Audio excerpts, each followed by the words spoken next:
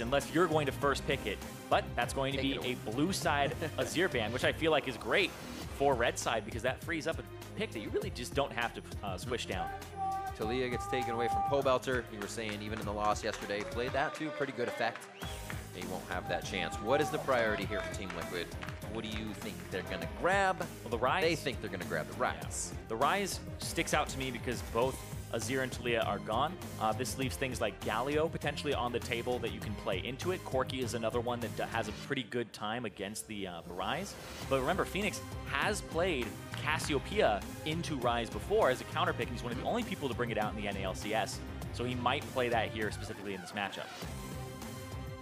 Kalista locked in for Altec, and they are going to grab that Gangplank for Huni on the top side. He gives a little head nod saying, I can do damage, I can hang out in lane myself without too much help, but also crush it if I do get that assistance from Dardoch, which we may be expecting. Yeah, and so they already have some safety in the bottom lane with the Kalista to help out Adrian, and a very big power pick in the early pressure for Altec, but that'll be up against what won't be a Tristana, so it won't be one of Kalista's hardest matchups. So they're pretty good in Echo Fox's corner right now. And the GP, you're expecting the Gnar or the Vladimir to come out. Impact is going to go with the Gnar, the more tanky champion, or the one that builds more tank items. And we'll see what he's able to do here in his bounce-back game against Huni, who gets a lot of pressure. That was a 3-0-6 for Impact on Gnar. Only has one play on that versus TSM in week 1 so far this split. But he obviously knows how to get into Mega Gnar and make things happen. Taric locked in for Olleh. We were thinking it was going to be something special today by word of Olleh, but he says Taric. We were thinking Morgana or something else. Yeah, he said that he, on the NALCS lounge yesterday, that he really did want to play a different champion yesterday, and then he's saying, I want to play my favorite champion, and it might be the Taric here. He's going to play that, and like I had said before, the Cassiopeia for Fenix as the counter pick to Ryze comes through. It's kind of the no-brainer for Echo Fox as they've played it multiple times already. All right, so the pinch on DoubleLift now, possibly a Varus from Echo Fox next, as we see Adrian getting hit up here with the Alistar. There's the Varus. And what does Team Liquid answer with? Yeah, the Varus, of course, those double bans. Yeah. We'll see if they ban maybe Braum or Shen. Could be 2 more. There you go. The Shen goes down. This would push you towards Braum normally, but Adrian's support tier list is a little different. Tahm Kench also comes to mind. Yeah. Get him in there. That's true.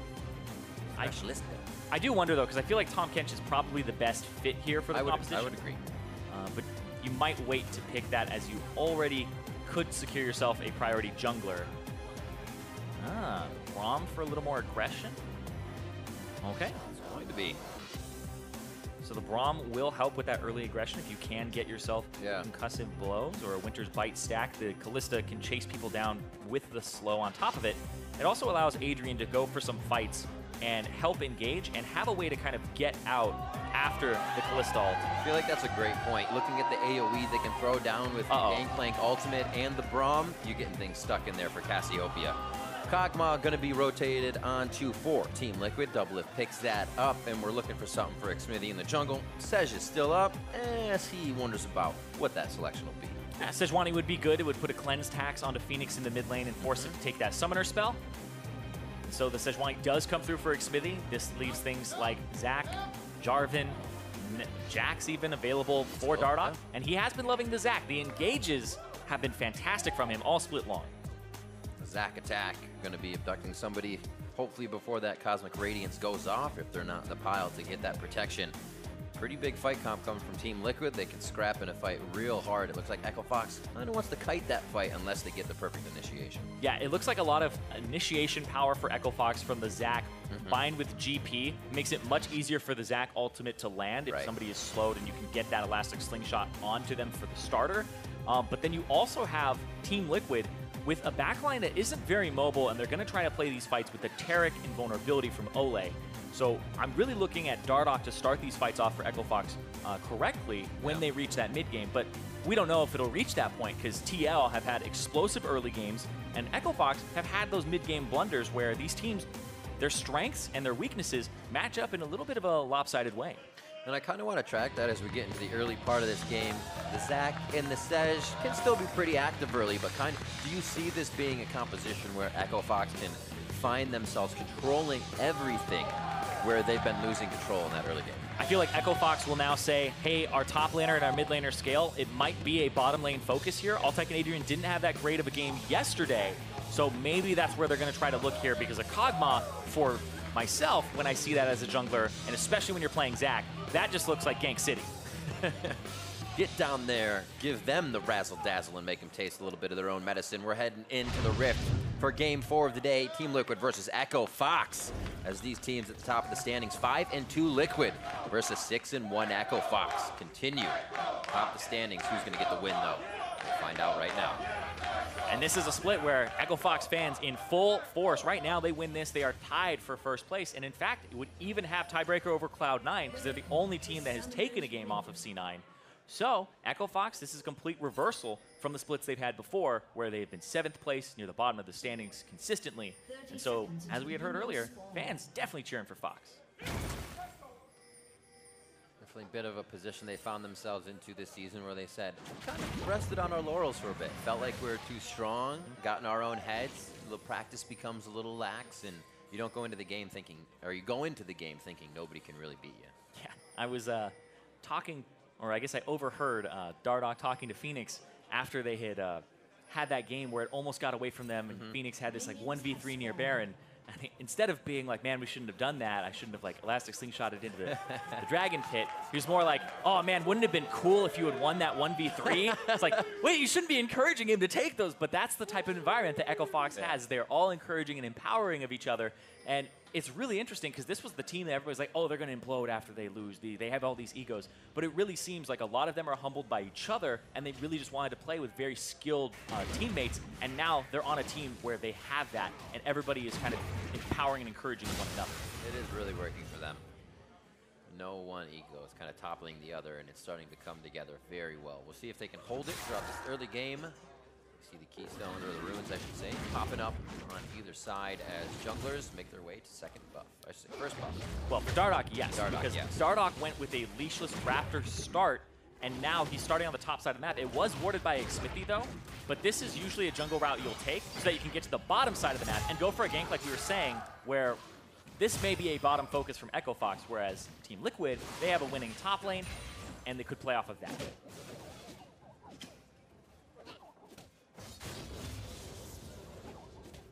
Huni playing it safe here on the top. Expect him to have a bit better of a game on his Gangplank than he has lately.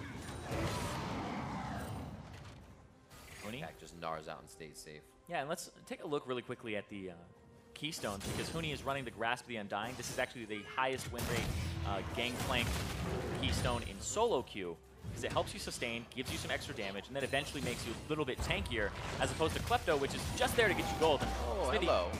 Went for the invade because Dardoch did a full topside clear, and Xmithie was already routing towards that area. See what happens in the bot lane, too. If they can get a bit of a push on here, they might be able to cycle around, knowing Dardoch does not have blue. Add a bit of pressure. Ooh. Wow, you would expect Dardoch to back here, but he's going for a really tricky, unexpected top lane play here onto Impact. Why not? You have the passive. A lot of times you can put yourself in that stressful situation and then play it a bit safer. We'll start to back off on that as we see level 2s and 3s in the bot lane here. 3s get hit by Fox. The 2 was hit by DoubleLift and Olleh, but they have switched since. There's Pobelter and Fenix trade in the mid lane. Interesting, the lanes are going a bit hard here to start things off without the jungler intervention. Pobelter? Usually they're waiting, but not this time. There goes the cleanse, gets it out. Fenix getting pushed back in the lane, but still taunting Pobelter into the last line of caster minions, thinking he might get that extra damage. Yeah, got the cleanse out of Fenix there. And now Huni's just walking up, kind of threatening, because there's potential to hold on bottom lane play. This game is on fire right now. DoubleLift forced to flash. Altec forward, could get the run down. Now to mid lane, Fenix flashes down, the rinse repeat. As they come in with Pobelter flashing forward for the kill. Now a back and forth in bot lane leaves everybody limping away from the situation and chugging potions.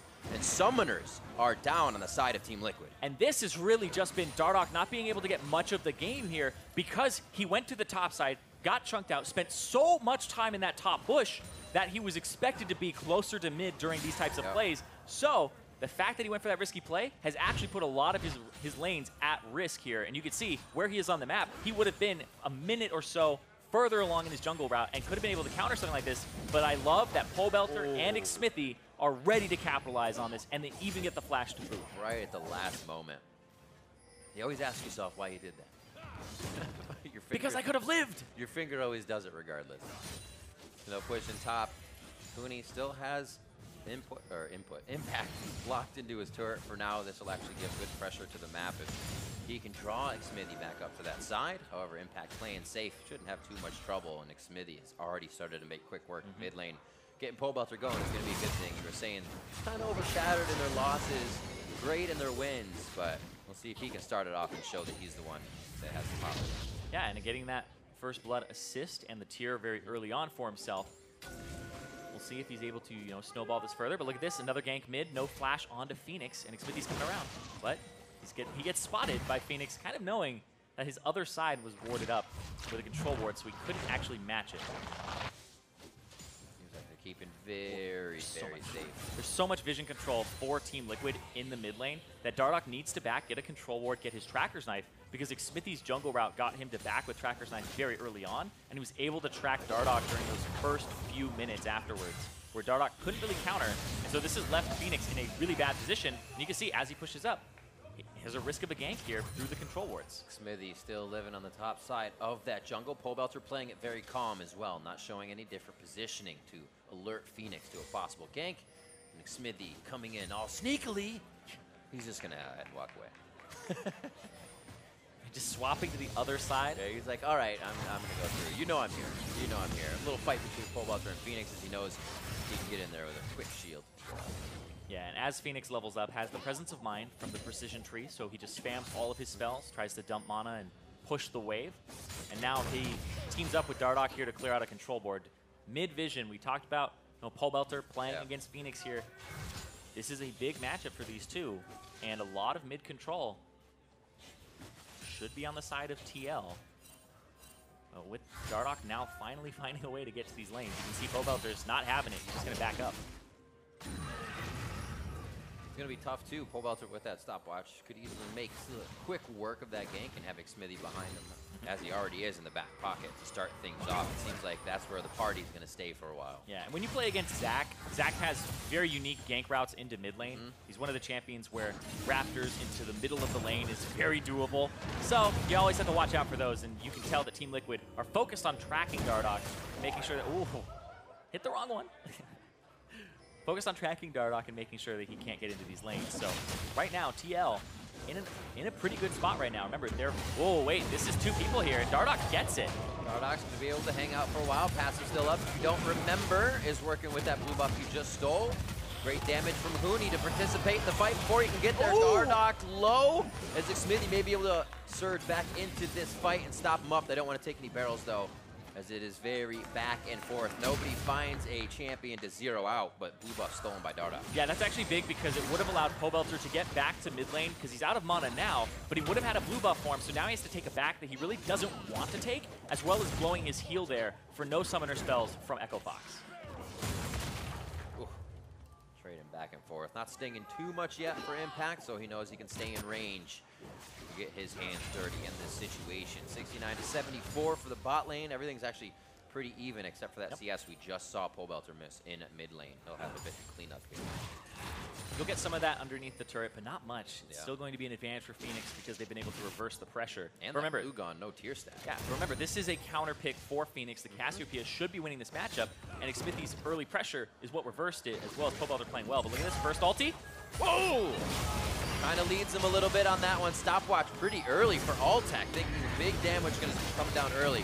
And now he gets taken down. Flash still up for him if they want to go crazy later, but that heal was there and he goes down. Yep, not able to really block for him, and Altec doesn't flash, like you said, blows the heal, but that's a successful gank from Xmithie to set up that bottom lane Kog'Maw, which is the big scaler here for Team Liquid. Infernal Drake time. This will actually feel pretty good for all the damage that Team Liquid's composition can be doing. It doesn't look like they will actually try too much. Vision around the area is going to be gained by Fox, but they won't place too much. They can't protect these wards. Altec back to lane, and Team Liquid looks like they'll get a push and a back. We'll see this again. Yeah, comes out from the tri-brush immediately, hugs the wall because there's a control ward on the other side, throws it still in the path so this will flow. Like, it's one of those memes, but it's actually something that where if you lead him, he might flash into it, he might jump into it, but even if he flashes, he'll still end up in the slow. And keep in mind, it is a pretty potent slow, especially when it explodes. It lasts for a long time. I believe it lasts for about 3 seconds after it blows up. That is an eternity. Anything longer than 2 seconds, you're like, is it gonna end? Yeah. Is it going to lose shield 6 seconds? Yeah, it slows for 3 seconds, and it's an 80% slow. So after it blows up, basically forever. Ooh, grounded by Miasma, locks him in, gets the back minion, but pushes him against the wall. Petrifying Gaze goes down, but he still has quite a bit of tankiness behind him with the build. That looked like Dardoch was going to commit to it completely. He got the Q and then started to walk away, but that's still Pobelter chunked out and a little extra damage. But hold on, Xmithie is actually flanking mid lane. Yeah, it looks like there's a small rotation from Adrian, but they were just clearing wards from Altec. I thought a lot more was going to happen there. And Xmithie says, all right, vision on you, Dardoch. You're going to go for my jungle. I'll go for your jungle. Not going to get a teleport from Impact on the top side. Long walk for him as the lane is reset. And we're seeing the action from Team Liquid here. Right onto it. Remember, you said from the Raptor Pit, Zirene almost getting Pobelter to go down. He gets himself to safety. Yep. Not able to get him, though, even though he was grounded. Not able to quite stick the landing there for the Zac. But Pobelter gets out and gets back to lane after switching out for the teleport. So taking stock of all the lanes. Pretty much even CS across the board here for everybody. Small advantages here and there based on waves pushing. So we do have to look at the scaling and things like that Infernal Drake and the kills that TL have picked up for themselves. Because that'll help the Kog'Maw out a lot, as well as the Ryze in this early part of the game. So not that any team has failed at doing anything as of yet, but would you have liked to see something happen for a team at this point in the game? It's mostly just Dardoch took a big gamble on the top side of the game very early on, which could have put him in a better position mid. And it's one of those sunk cost things where you'll go top, say, I'm already here, I've spent 30 seconds here. You really do have to cut yourself off earlier than that. But it's one where if he were able to actually get an advantage for Huni, it could be a very different game. But this is the state that Echo Fox's game is in right now, and TL right now are in the lead. I think it's very well deserved because Pobelter has been playing well in this counter. Absolutely. Locking it up, waiting for Xmithie if he needs to, but also not forgetting the fact that he's against his Zac. If they don't have the correct wards, he's got to play very careful. A little low on mana for this one, but it looks like he wants to take the fight, knows that Xmithie is there, so kind of puts himself in a position that says this one's going long. Fenix backs out a little too much. And you can just see how much work that blue buff is doing there, because Pobelter is really taxing his mana pool as he goes for these clears with the Catalyst and the Tier. He really does want to have more, and Fenix has been able to get his, whereas there's this very stark mana pool difference here between the two. And that might put Ryze on the top side, being desperate to get his blue buff that's coming up right now, and that leaves an opening for a play on the bottom side that may get taken up here as you see 4 people playing the map right now for Echo Fox to look bottom. Absolutely. That was a great eye. Just seeing TL go through, place all these wards in a support jungle position. Now we have Dardoch and Adrian who just filed through the backside of Dragon, ready to clear everything out and have vision. One final ward placed by Olleh does see Dardoch, so they know things might get a little hairy in the bot lane as mid lane again toe-to-toe for a few attacks. They just do not stop. They see him. Ducked it over, 1-2, oh, he gets himself the safety. The slippery Zac could go down. Passive gonna come up here. Ultimate pops there for Xmithie, still gets out, but the slow is on Dardoch, finds himself a way out. Has he baited Adrian in? Oh my God, Fate's call! Gets him out! Now he hops over the wall, and abracadabra! Echo Fox is alive. Nobody died. They all come down for Dardoch, and he gets away by the skin of his teeth, and they get a lot for that in terms of summoner spells off of Echo Fox. Interesting. And still these guys are on an island up top. Let's see this again. There's a ward from Olleh. Dardoch is actually going to use his ultimate first, gets over, gets knocked up, gets fully stacked, but the E isn't fast enough there. Stuns him afterwards, and then Adrian jumps in to try and get a slow. Dardoch flashes the other way, and then right before Adrian is about to die, that Kog'Maw ulti looked like it was about to finish him off. That was less than 50 HP. That was awesome. That's what we're looking for. Yeah. The plays that need to be made. And having those kinds of summoners down, the overreach for a play allows you to go a little harder on the next play. Because everybody's in such chaos.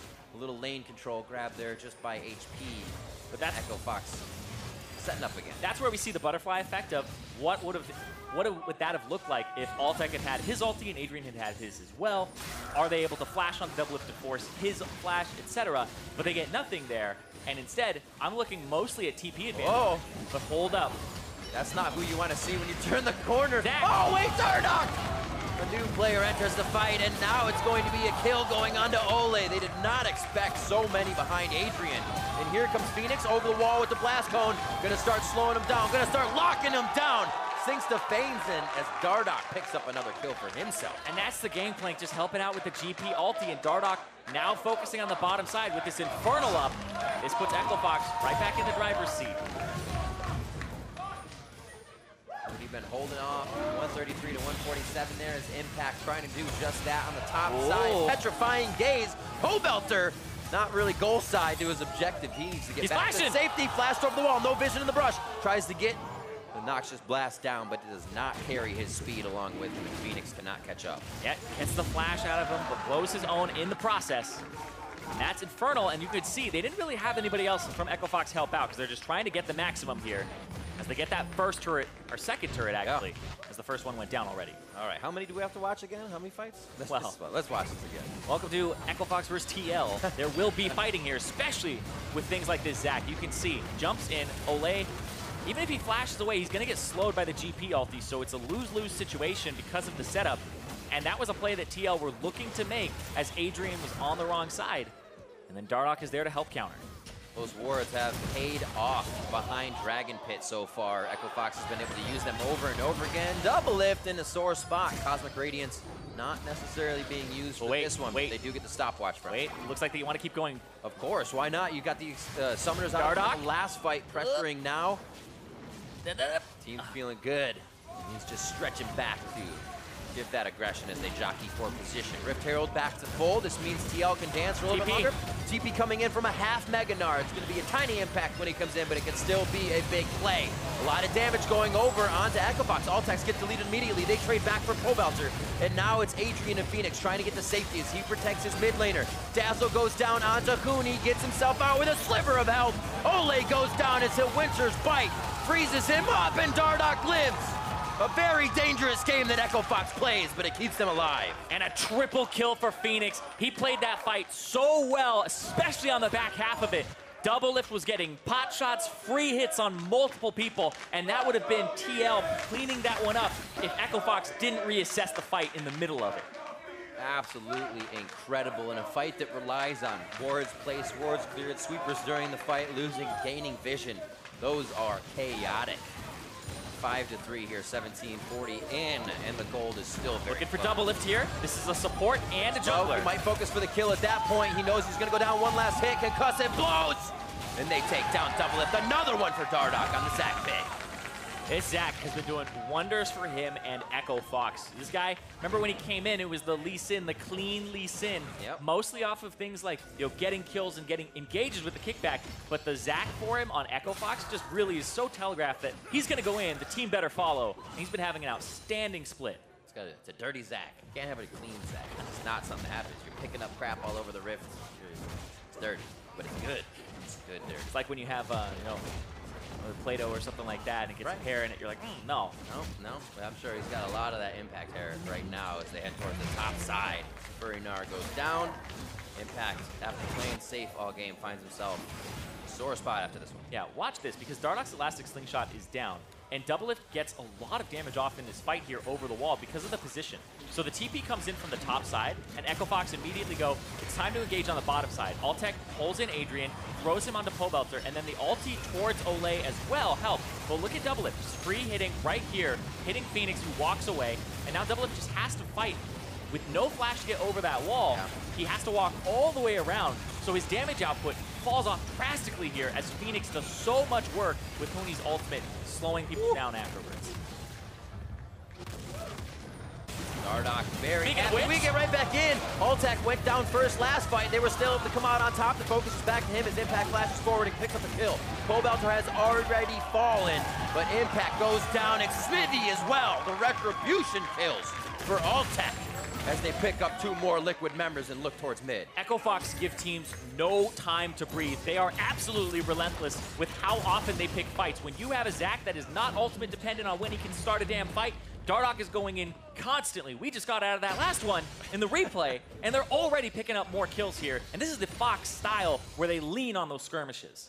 Talked about it. If they get that engaged, they're going to want it. Otherwise, they kite the fight, but they have been in go mode to start things off. Dardoch on the Zac, 4-0-4 as we get things going. He started off in the mid lane after Fenix got hit. They tried to pressure, and now it's just continued. We'll see how this one started It's again. a counter. It's another counter gank here because it looks pretty juicy. They get Pobelter, 2-on-3, and then the ultimate to pull 2 people back, keep Altec alive just long enough. Gets the kite, blows the flash from impact, but now the reinforcement from Huni is there, and they're able to clean up. A 3-for-1 definitely favors EchoFox. You don't need math for that. Going to have to start looking at these teleport windows, summoner windows, and what is up, because it seems like the windows for TL to fight are getting much, much smaller. Oh, I just feel like EchoFox don't care about windows. They're going to bash through the panes immediately if they see an opportunity. They see a fight that they want, they are going. There is a draft. Where will they go next? All that vision towards the top side of mid just allowed Dardoch and the team to get into a gank. But they are able to protect a lot of that as well. TL's gotten their vision towards Baron, which is good. Keep the fundamental eyes on the objective. The power in numbers that Fox moves with, along with placing these wards once again. Very hard to take them down or get under their skin at this point. This is another early game that TL did all right in, but they weren't able to have those same 27-minute crushing types of early games. Yeah. And that has to be a worry for them moving forward because they weren't able to do it versus 100 Thieves. Versus EchoFox here, it's been a 21-minute and a half game so far, and they're behind.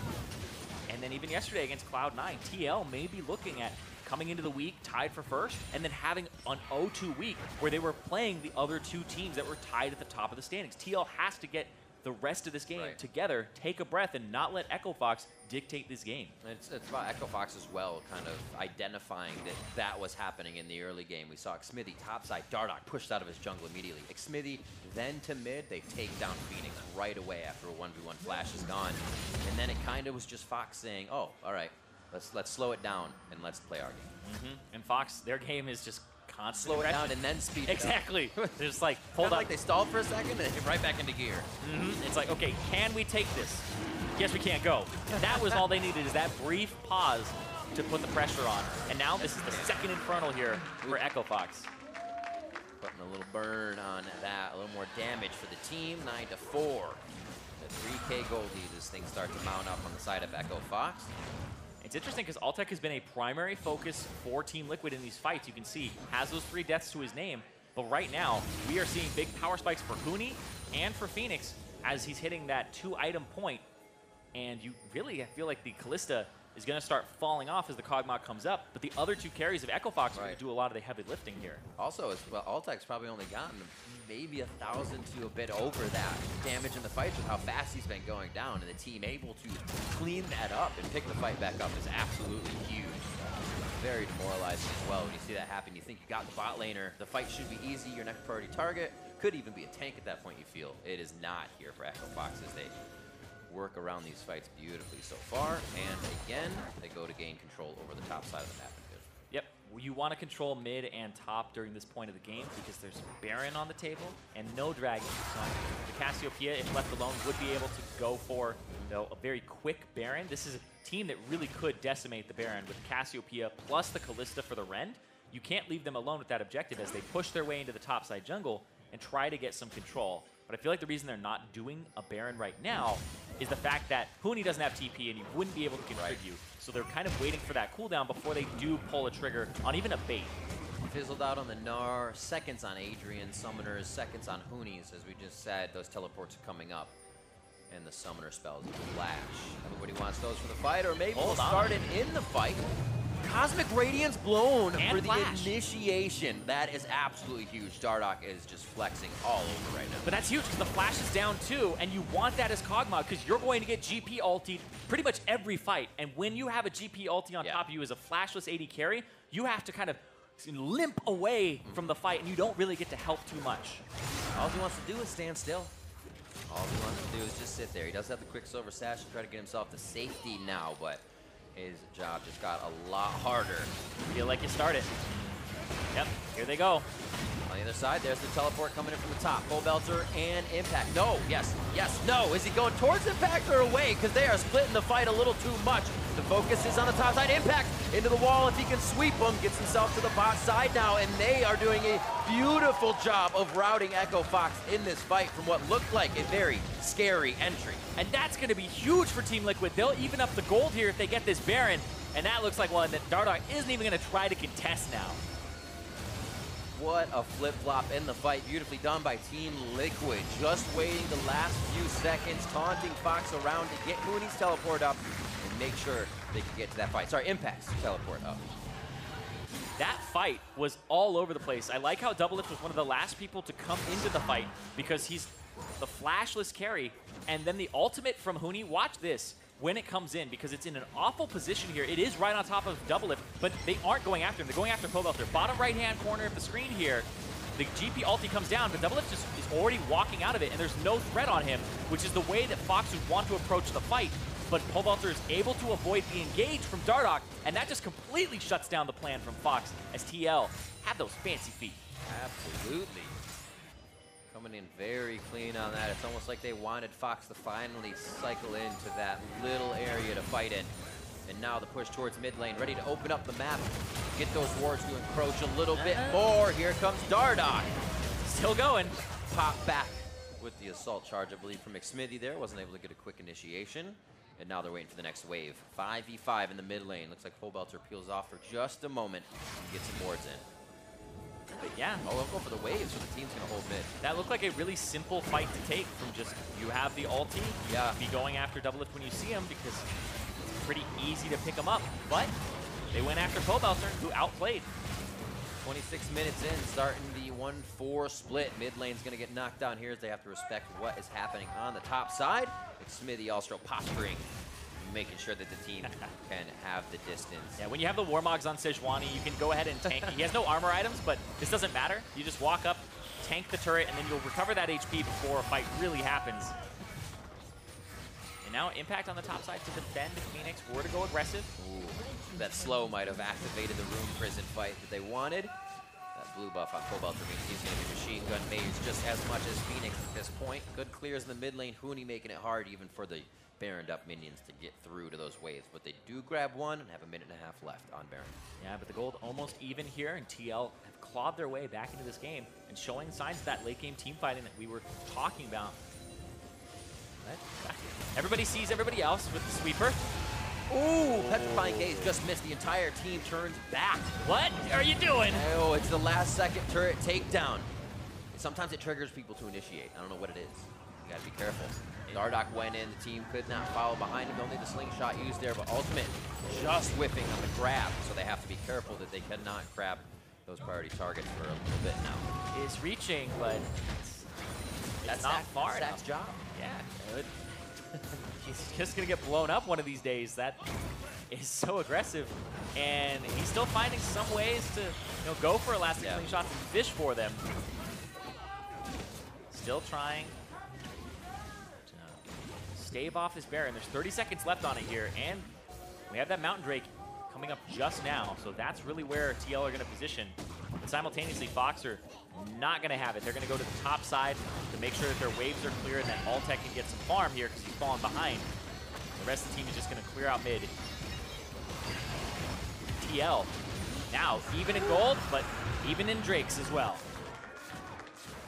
3 of those Infernal Drakes on the map means no more Infernals. We do see a mountain coming through. If we get a few more of those, Oceans, Cloud Drakes, what have you. But I don't know if that's going to be the focus right now. Seeing that turret go down means TL has a bit more objective control. That'll definitely help as they approach these last inner turrets. Great power play by them over Baron. And now they have a bit of control on the map, but it's really anybody's game. They make one wrong move, and Echo Fox has the fight that they want, just as TL had that last. And I absolutely love this type of game state because we are at that mid, almost late game point where the gold is even. We have even Drakes right now, and it's about these team fights and these engages and how the teams are playing in terms of communication with one another. The lane phase is by far and away, it's over now. And so we're getting into that juicy part of the game where the rotations come through, and I want to see these elastic slingshots from Dardoch hit somebody that he really wants it to, but I want to see TL, like Xmithie's been doing, try to interrupt them. So it's back and forth playing around each other's win conditions.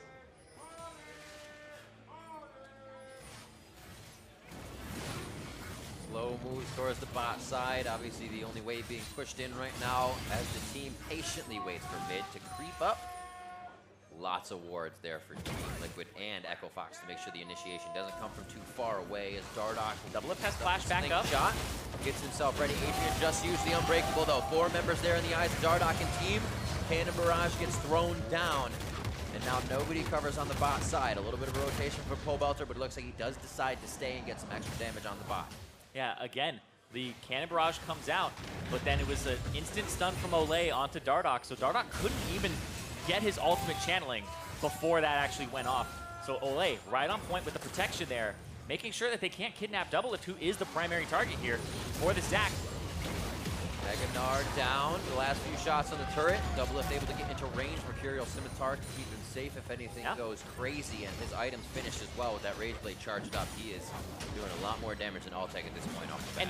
And now DoubleLift is in a position where he has the ability and the tools to outplay incoming engagements, and then the ball is in his court to really just execute. So DoubleLift now has the upper hand on TL, and you can see Xmithie saying nope, Arctic Assault. Dardoch low stops the slingshot right away. Not the first time he's done that, whether it's at the end of the slingshot or the beginning. He knows that that completely stops the fight, and he's got enough safety to get out. And that, like we were talking about, where I want to see these teams match up that engage right there and then the counter engage, because when you play Zac, you normally think about, oh, I don't want to play against Janna or Thresh because the Flay or the ultimates will stop me from getting in, but Sejuani is able to do that as well. But it's a little bit more difficult to do so because Arctic Assault is one of your primary tools for throwing your ultimate, because it hides the ultimate animation from Sejuani and allows her to keep momentum. So a lot of people combine the two. In after that, basically in most situations. You gotta be very careful, but Xmithie has it. Feeling good. The whole team as well feels pretty good after being to stave off the early game, and man, that feels good. Minion Dematerializer might have helped him out at the start too. That is that oddly satisfying. Yep. You don't get that too much anymore. Back and forth. That is a big Zac. Yeah, it looks like he has the Elixir of Iron as well. Increases the size. Little turret damage. Able to bust on things. Baron is up. It would be great to try and get a flash or an ultimate out of anybody on the map. That's kind of the priority right now. Impact's going to leave that bot lane to see if they might be able to get something started middle. They have flash wards for Fox. Impact's coming from the fog of war here. Adrian very low. Fate's Call brings him in. Does he go into the fight or out of the fight? He's in on 2 members. Olleh and Xmithie get popped up as Cosmic Radiance comes down. And Olleh now kind of left on his own here. It's the back of the fight, and Pobelter. What is going on in this fight? That's going to be a Gnar going down. Impact plays coming in from Fox, and they find Pobelter alive but soon dead as he goes down in a 2v1 situation. Imagine if they were 5v5 fights, how they would be controlled like that. And we were talking about it where EchoFox love the skirmishes. They get one that favors them, and now the Baron on the table. Dardoch is below half HP though. He's at like a quarter. He smited early. It's Kalista's job to rend it. Oh, baby Zac in the pit. They gotta keep Sej out. Come out. Beautiful job. Actually, grabbed up by Fenix. Going in, almost gets the elastic grab, and the slingshot is just too short. EchoFox turn the game back on its head. 33 minutes in. Once again, they get control. This fight here divided. Dardoch goes in, gets interrupted, and then DoubleLift is skirting this fight.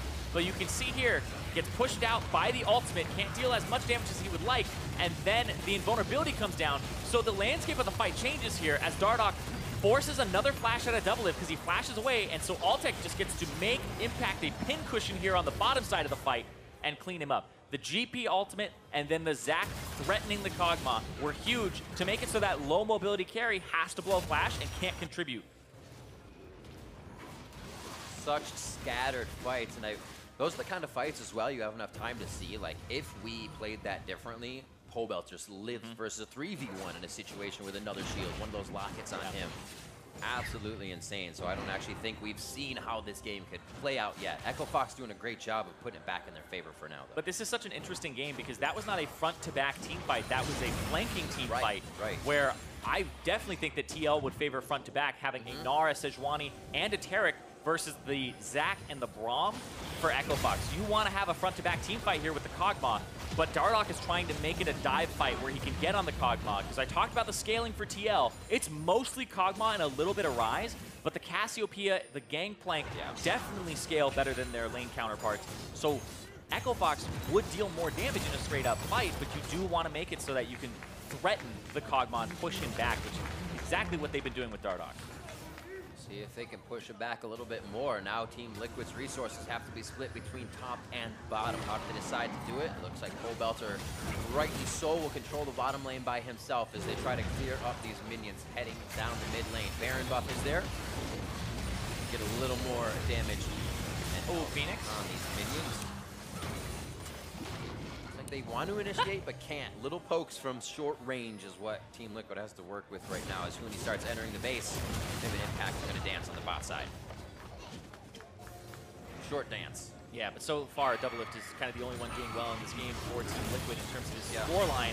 But you can see they're just trying to get it. There it is. Oh, Arcus got back in. They stopped Dardoch from getting his positioning. Impact able to get away before they locked together two members. Cosmic Radiance goes down. That was some big damage coming in from the side of Team Liquid. They could get the exit kills that they want.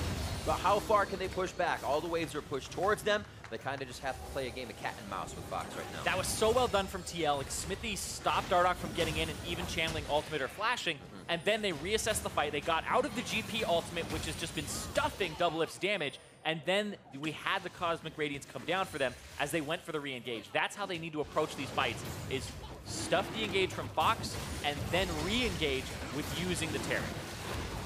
Another Mountain Drake going over now.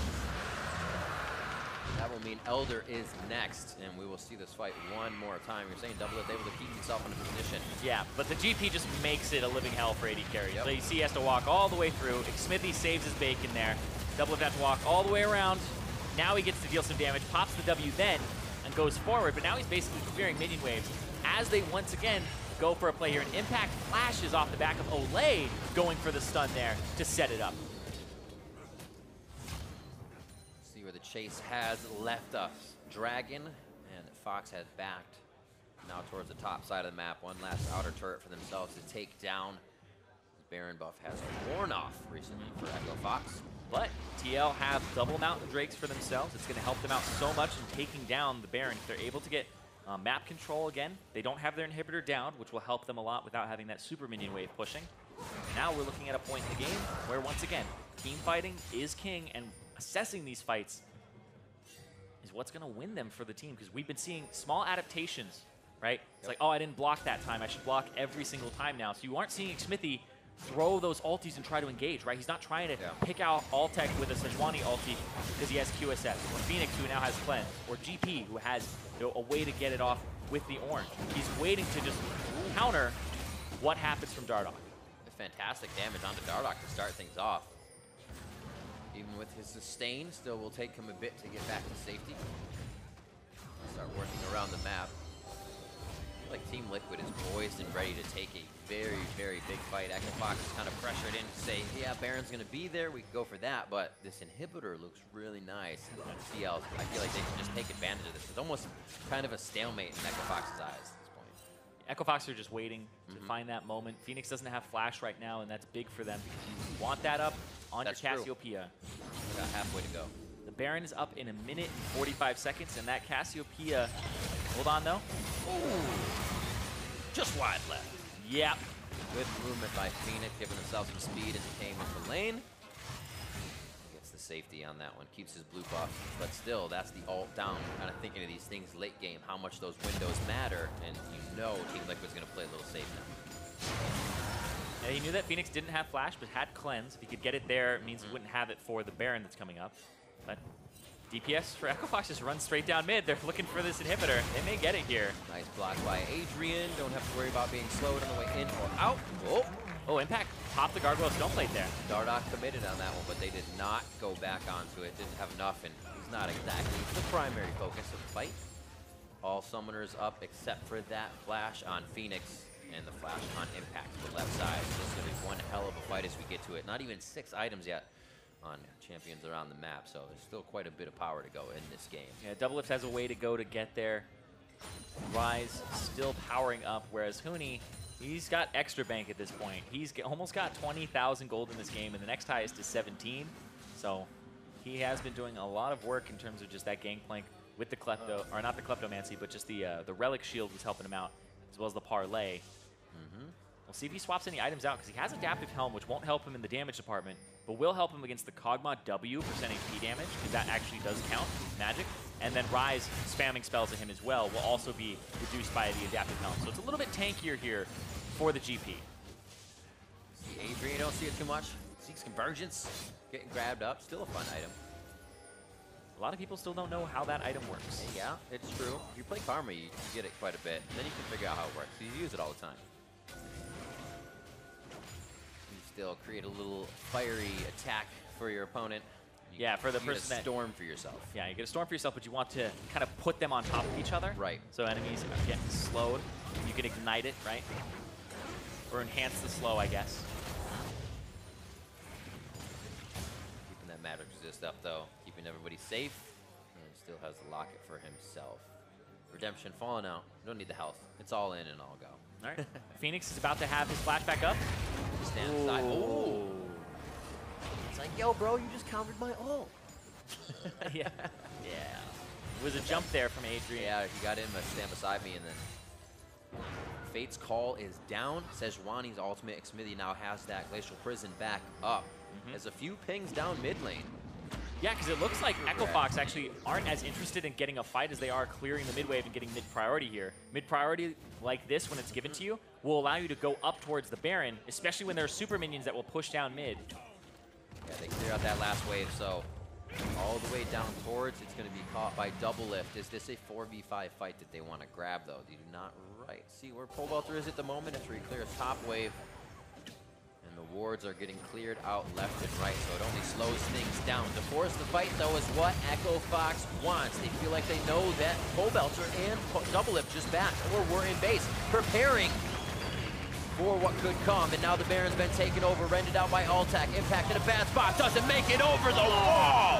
It goes down, 63 seconds on the clock. That's Dardoch in, but he's gonna be able to live long enough for the team to get back. The health bars are being deleted on the side of Team Liquid as they get washed away. And Xmithie's gonna be the next one to go down, rendered out as Olleh runs for his life. Huni's just going tit for tat with Pobelter as the rest of the team, the cavalry, is right behind him.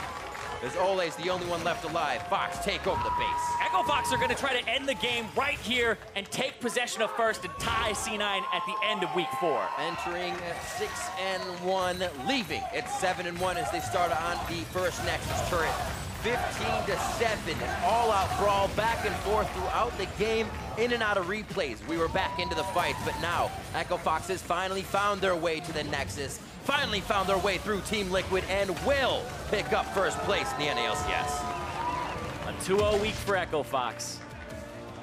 This one was a bit cleaner from them. They were able to find out mid-game, hey, we're being maybe a little too aggressive with our engages, reassessed it, decided not to give as much to TL, found some clean fights for themselves, but it was definitely a stressful one there, and a hard-fought victory for Echo Fox. What a great game. Definitely pressuring back and forth. Yeah, TL gave them a run for their money, but TL... I love games like that. They went 0-2 this week against the top 2 teams. That has to not feel great, but at the same time, they did give Echo Fox a rough time. It's interesting, because TL had a lot of momentum. A lot of people coming into this week said they've been crushing people. 27, 26-minute games, obviously first place, obviously the best team in the league. Echo Fox and C9 step up and say, no, they're in the conversation. And that's the first 0-2 week for Liquid as well, coming into the split. They've been playing quite well for themselves. Another 2-0 week for Echo Fox as they continue to figure out, you know, if there were any issues, say, yeah, we got a little complacent in our loss that game. We thought we were kind of too good. And honestly, we hear that from a lot of teams when it comes down to it, if they've been doing well. Yeah, the issue here, though, is TL, after that 0-2 against the top teams, they aren't really going to get a chance to bounce back for a bit here. They have to have this week, and this was a strong week for them where they could have had sole possession of first if they beat Cloud9 and Echo Fox. That's one of those opportunities that you're definitely going to work hard at and try to get through that week. But if this was, the best that they had, you have to be looking at Cloud9 and Echo Fox and going, these teams actually look quite good now. Absolutely. It's been a different season than I think a lot of people thought from the start and up until now. So to hear more about that game, let's send it over to the analyst desk. Thank you very much, Riv. A slugfest of a game, but Echo Fox left standing at the end of it to move to 7-1, tying C9 at the top of the table. Two of our best teams in the league right here, just battling it out, toe-to-toe, skirmishes left and right. Yeah, 9 kills in 18 minutes. That's so many more than we're used to seeing generally in the league and across the world right now, so that's great to see. And they didn't have to take crazy early game comps to do it. Pretty much standard in the general sense of it, though there were a couple interesting little knickknacks to this draft. Yeah, I think the fact that there was a unsuccessful game for Impact first picking GP yesterday might have influenced Echo Fox's willingness to leave it open. They also have traditionally been very comfortable with Cassiopeia into Ryze, so giving that away first pick was fine. So in a way, Echo Fox kind of got what they wanted with that draft, but once they have Zach and GP and Kalista, they're just going to be going in over and over again. That's how Echo Fox plays. Right, and it was a pretty well-played game by them, but you see how close it is. This fight, Pobelter's over the dying, and he doesn't walk into the Taric ultimate, but DoubleLift's over the wall getting a lot of damage in, then has to walk around. The Gnar ultimate, or Mega Gnar runs out right as he's getting involved in the fight, so he's going to get finished off as well. Not able to find any of these kills, and Dardoch and Huni living with slivers of HP. Slivers, and that was a theme throughout the entirety of the game. Yeah. Dardoch getting away at the last second, kind of knowing the limits of his champion. But I want to push forward to 25 minutes. Our other team fight, Team Liquid, 2-0 plus the Baron. Yeah, and this kind of just shows how close the game was. You can see Echo Fox kind of grouped around the Baron, of common force where they're trying to get the other team to fight. Usually it ends up in a 50-50. This time Team Liquid calls them on their bluff and goes in really early to get multiple kills and get the Baron for themselves. And that's when you were like, yeah, there's a lot more game to play still. All right, so here's my question. Whose game was that? Right? Like, was Team Liquid playing Echo Fox's style? Was Fox playing Team Liquid's style there? I mean, which one would you have attributed this game more closely to? I mean, that was Echo Fox's play. Yeah. And that was Team Liquid trying to respond to the play. And that's what Echo Fox has been able to do to get a lot of these victories, is they draw the other team in to the style where Echo Fox is most comfortable. Right, because I heard you say the words, this team is or I don't want to misquote you, but in talking about Team Liquid, it was this team is better. Yeah. These players are better than the team is performing. Yeah, I'd say like Team Liquid is too good to look this bad. Gotcha. Would be one of the ways, because they just, I feel like they should be better than that. Like, I feel like they should be able to punish these super aggressive moves by Echo Fox, and I feel like they should have cleaner team fights, but they're not gelled yet. And they're this super inconsistent team that looks great one week, and then are they slacking off in practice? They're losing that motivation the next week, and then they come out and they look flat. Right, and on the flip side, it's the individuals of Echo Fox, right, and the execution within those skirmishes that is really top-notch. Yeah, and I think they've done a better job recently with that. I think this game, they didn't take a single 50-50 Baron, which is something you could have criticized them in the past for doing. They tend to do it from behind, but they've done it from ahead sometimes, too. So it's nice to see that they aren't using that quite as much, and they actually worked more with mid control and forcing ultimates out to force the Barons. We're actually going to take a moment as well now to send it down to Olleh, who's standing by with Echo Fox's slingshot specialist. Thanks, guys. I'm here with Dardoch. Congratulations on that victory. With that win, you guys keep your hold on first place. But I want to ask, coming in against Team Liquid, how confident were you? To be honest, I was kind of not as confident as I normally am going into the game, because I do respect Team Liquid's roster a lot.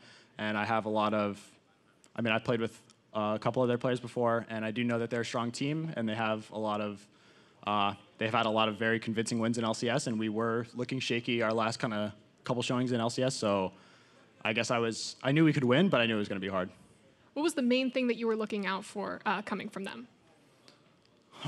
Nothing really in particular, other than they just seem like they play around wave priority. They play really standard, so we knew that as long as we kept our communication in check about the basics, that we would be able to at least contest them. Your 100% win rate with Zach, 5-0. You look so strong on this champion. Why do you think you perform so well with him? Honestly, every time I pick Zach in 4-5, I don't want to pick Zach, but my team keeps telling me to pick Zach. So I just say my teammates' confidence in me helps me a lot. Does the champion fit in with your playstyle in any way, or? It wouldn't. If you watched me since my 2016 rookie split, you wouldn't say that Zach really fits my playstyle, but I mean, I played probably like 150, 200 games of him during off season, so it's pretty clean. I think everyone has seen Rick Fox, the owner of Echo Fox, cheering you guys on in the stands. What does it mean for the team environment, team atmosphere to have such an owner that's so supportive and accessible? I mean, it obviously helps a lot just having people in general just being there to support us every day. Like, Stratton comes out, Jared Jeffrey comes out, our president, and also Rick Fox comes out very often. So just seeing them in work every day, and then also them to show up on the days that matters most helps us a lot. Well, Dardoch, congratulations again on your victory. And for more on that game, let's go back to the analyst desk.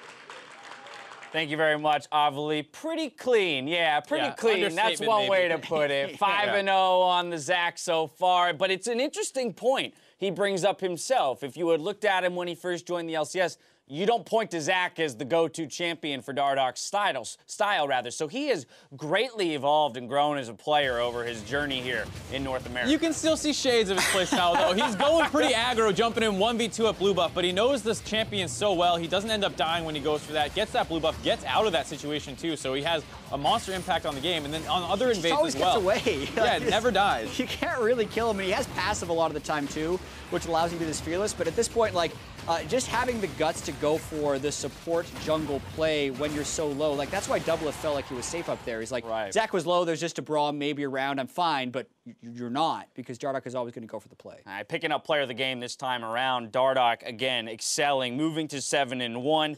What's going to stop this team? I think, if anything, it's the way they win is going to stop this team, and we've compared Echo Fox to cryptocurrency a lot, and this would be like my most likely time to call them a bubble at 7-1, probably ending the first half at 8-1, because they didn't do it this game, but they've done so many 50-50 Barons, and I feel like they engage in so many 40-60 fights, 30-70 fights, where even skill, even play on both sides, they lose, and they are better than other players individually in a lot of these fights, but they're not better than everyone in the league at those plays. And if they're not flexing their muscles and improving the cleanliness with which they find these fights and picking higher percentage plays, like don't be so willing to opt into the 40% plays, then I'm going to fully believe in this team, because I look at the way they have played these games and see the 7-1 record, and I feel like that record is better than the play, even though they have been good.